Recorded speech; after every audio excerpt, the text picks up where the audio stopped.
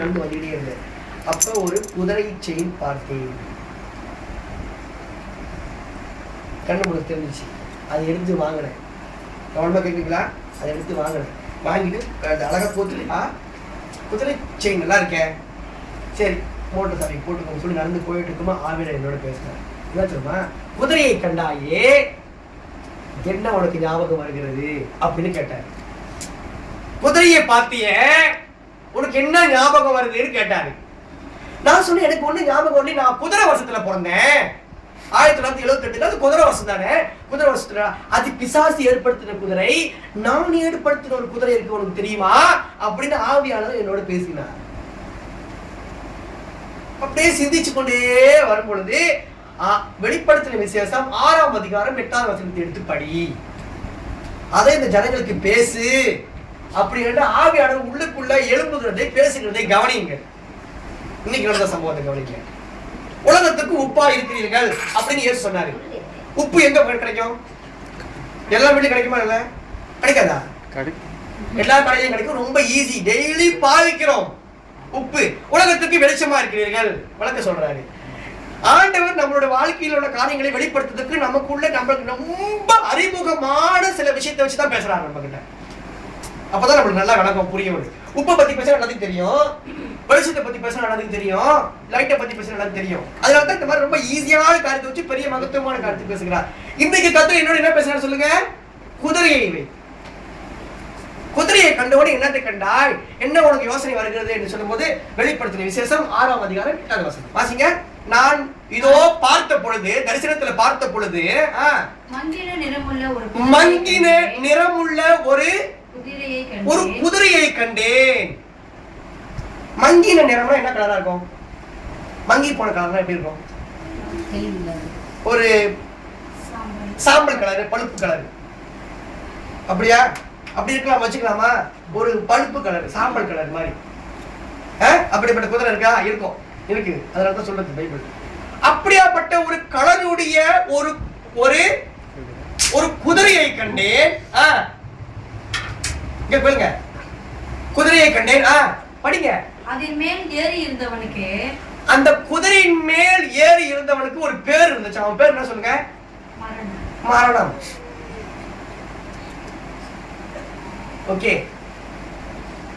சாவு வந்து தர்ம என்னது? how to say this in English? யமன் வந்து எருமை மாட்டு மேல வரல. யமன் எருமை மாட்டு மேல வரல. ஆனால் கிறிஸ்தவர்களுக்கு யமன் எது மேல வந்துச்சு? குதிரை மேல வருது. அது குதிரை மேலதான் வருது, எருமை மாட்டு மேல வரல யமன். இந்த மரணம் வந்து யமன். அவன் குதிரை மேல, பழுப்பு நிறமுடைய ஒரு குதிரையின் மேல அவன் ஏறி உட்கார்ந்து இருக்கிறதை கண்டேன். அவன் உட்கார்ந்து இருக்கிறவனுக்கு பேரு மரணம். வாசிங்க சீக்கிரம். பாதாளம் அவன் பின் சென்றது. அவன் குதிரையில போயிட்டு இருக்கான், பாதாளம் அவன் பின் சென்றது. அப்படின்னா நிறைய வேகன்சி இருக்கு. எங்க இருக்கு சொல்லுங்க? இருங்க, பாதாளத்துல நிறைய வேகன்சி இருக்கு. வேகன்சினா நம்மளுக்கு கம்பெனில வேகன்சி தேடுறோம், பஸ்ல வேகன்சி இடம் இருக்கா, உட்காரத்துக்கு இடம் இருக்கா, அப்படி நம்ம பாருங்க இந்த வேகன்சி தேடுறது ரொம்ப மும்முரமா இருக்கும் பாருங்க. இப்பலாம் வேகன்சி எங்கேயாச்சும் போனா நான் உட்காரத்துக்கு இடம் இருக்கா அப்படிதான் தேடுவோம். எங்கேயாச்சும் ஒரு விடுதலை எனக்கு சாப்பாடு கிடைக்குமா, நான் முதல்ல எப்படியாச்சும் குறுக்கில் புந்துடலாமா. நான் சிங்கப்பூர் டெய்லி வேலைக்கு போகும்போது மோட்டர்ல போயிட்டே இருக்கும் பாப்பா. நான் பாட்டு போயிட்டே இருந்தேன். ஒருத்தன் நல்லா கேளுங்க, நான் பாட்டுக்கு என் லைன்ல போயிட்டு இருந்தா ஒருத்தன் துபீர் வந்து மோட்டர் கட்டி இடிச்சுட்டு என்ன ஏசலாம். நான் என்னடா உலகத்தை அநியாயமா இருக்கு, நான் பாட்டுக்கு என் வழியில போயிட்டு இருக்கேன், இவன் என்ன அடிச்சுட்டு என்ன அப்படி வந்து புதுட்டேன் உனக்கு என்ன கத்துறான், அந்த அங்கிள் கட்டுறான். நான் மோட்டர் நிப்பாடி சொன்னேன் போ அப்படின்னு. அவன் பார்த்தா என்னடா இவன் நல்லா பிரச்சனை, காலையிலேயே இடம் தான் கொடுக்குறானே அப்படி சொல்லிட்டு போயிட்டு நான் அப்படியே போயிட்டு இந்த வழியா போயிட்டு நான் கம்பெனியில் பிடிச்சி போயிட்டா அவருக்கு தெரியாது. அவருக்கு உள்ளுக்கு பயங்கரமான ஜெயம் காத்துருக்கு. அவருக்கு தெரியாது, அவரு சிந்தனையில ஏதோ சிந்தனையில யோசிச்சாரு. இப்ப நினைச்சுப்பாரு. அப்ப நான் ஒரு வெட்டி இப்படியே போய் பார்த்துட்டே போனேன். அவர் பார்த்துட்டே போனேன். அவசரம், நான் முதல்ல போகணும், நான் போகணும். எனக்கு முதல்ல ஒரு வெக்கன் தெரியணும், எனக்கு முதல்ல எப்படியாச்சும் கிடைச்சிடணும். வெக்கன் தேடுறதுல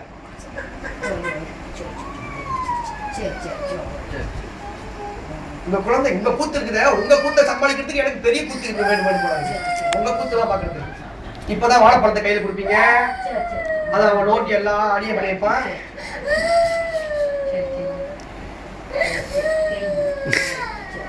மோசத்துக்கு அவரை கூத்த பாக்குறதுக்கு அவரே பெரிய மூலி செஞ்சு வந்துட்டு இருக்காரு.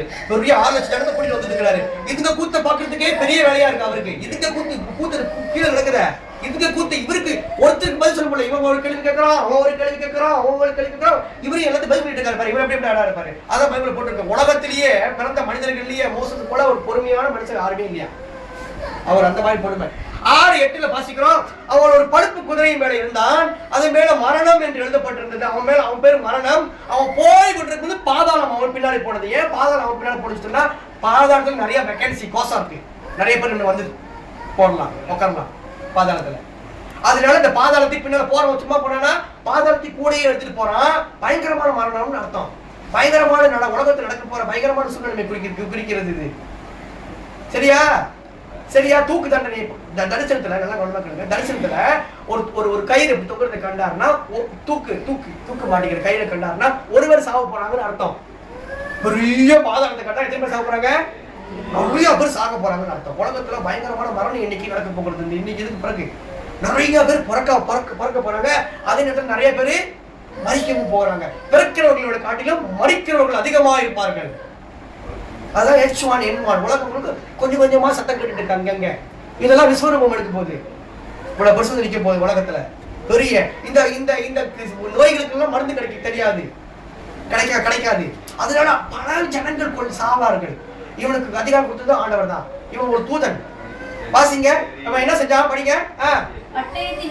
பட்டயத்தினாலும் பட்டயம் என்ன சொல்லுங்க? கத்தி, சோட்.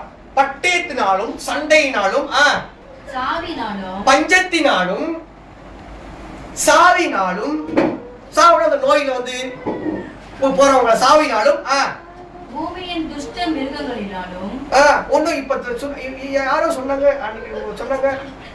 அது உண்மைதான். இந்த சுனாமி இது டைனோசர்ஸ் செத்து போச்சுதான். உண்மைதான், செத்து போச்சு தானே. உலகத்துல டைனோசர்ஸ் இப்ப இல்ல. எல்லாம் பூமியில வந்து எல்லாம் எலும்பு கொடுத்தா எடுத்துட்டு இருக்காங்க. இது எல்லாத்தையும் சரீரத்தை கொடுத்து ஆண்கள் செய்யப்படுற மறுபடியும் எழுப்ப போகிறார். எழுப்ப போய் இந்த உலகத்தில் உள்ள மனிதர்கள் கொள்ளும்படியாக மிருகங்களை ஏவி விட போகிறார். துஷ்ட மிருகங்களினாலும் பூமியின் கால்பங்கில் உள்ளவர்களை. கால்பங்கு அப்படின்னா கால்பங்குனா தெரியுமா? 15, 30, 45 அப்புறம் தெரியுமா? கால்பங்கு 360ல கால்பங்கு எவ்வளவு? 15. உலக எண்ணிக்கையில இந்த மரணங்களுக்கு உட்படுகிறவங்க இவ்வளவு பேர் போயிடுவாங்க. அப்ப 3/4 தான் இருக்கும் உலகம். ஒவ்வொரு தேசத்திலையும் நடக்கும், ஒவ்வொரு நாட்டிலும் நடக்கும் போது இந்த மாதிரியான சம்பவங்கள். பூமியில் உள்ள கால்பங்கு என்ன செய்வான்? கொல்லும்படியான அதிகாரம் அவர்களுக்கு கொடுக்கப்பட்டது. அதனால நான் முதல்ல சொன்னேன். இன்றைக்கு நமக்கு இயேசு கிறிஸ்து அவ்வளவோ பெருசா வந்து தேவைப்படுகிறவரை போல இல்லாமல் இருக்கலாம். ஆனால் இந்த சம்பவங்கள் நடக்கும் பொழுது இயேசு கிறிஸ்து அதிகமாய் தேவைப்படுவார். தண்ணி பைப்பு திறக்கிறோமே, தண்ணியோட பங்கு நம்மளுக்கு இன்னைக்கு தெரியாது. தண்ணியோட அருமை நம்மளுக்கு இன்னைக்கு தெரியாது. ஏன் சொல்லுங்க? தண்ணி தான் நிறைய வந்துட்டே இருக்க. தாமா யூனிவர்சிட்டியில 1 வாரம் தண்ணி அடைச்சானா அப்ப தெரியும் தண்ணியோட பங்கு என்னன்னு. பைப்புகள் உடைந்து போகும். அங்கங்க குளங்களை நாடி போவார்கள், ஆறுகளை நாடி போவார்கள். தேசம் எங்கும் மனிதர்கள் தண்ணிக்காக அலைகிறதை காண்பார்கள். அதே போல இயேசு கிறிஸ்துவோட அருமை இன்னைக்கு நம்மளுக்கு தெரியாது. ஆனால் இந்த சம்பவங்கள் நடக்கும் போது தான் இயேசு கிறிஸ்துவோட அருமை நமக்கு தெரியப்போகுது. அதனாலதான் உங்களுக்கு எச்சரிக்கிறேன், கவனமா இருங்க. யோர்தானின் வெள்ளமும் ஒண்ணு வரல, எரிகோ கோட்டையும் நம்மளுக்கு வந்து முன்னுக்கு வந்து நிக்கல. இந்த மாதிரியான சூழ்நிலைகள் சொல்றாங்க, காமிச்சிட்டு இருக்கேன். எரிகோ நகரமும் நம்மளுக்கு வந்து நிக்கல. அதே நேரத்துல பார்வோனுடைய சேனையும் வரல, செங்கடலையும் நம்ம ஒன்னும் பார்க்கல. அதெல்லாம் பின்னால வந்துட்டு இருக்கு நம்மளுக்கு. அப்படியே அதனால கையில தண்ணி இந்த பாட்டை பாடுவோம். கானான் பயணமோ தூரம், எகிப்தை கடந்து நாம் சென்றிடுவோம். பாடுமா? தூங்கிட்டீங்களா? பாடுமா? கையில் தண்ணி பாடுமா?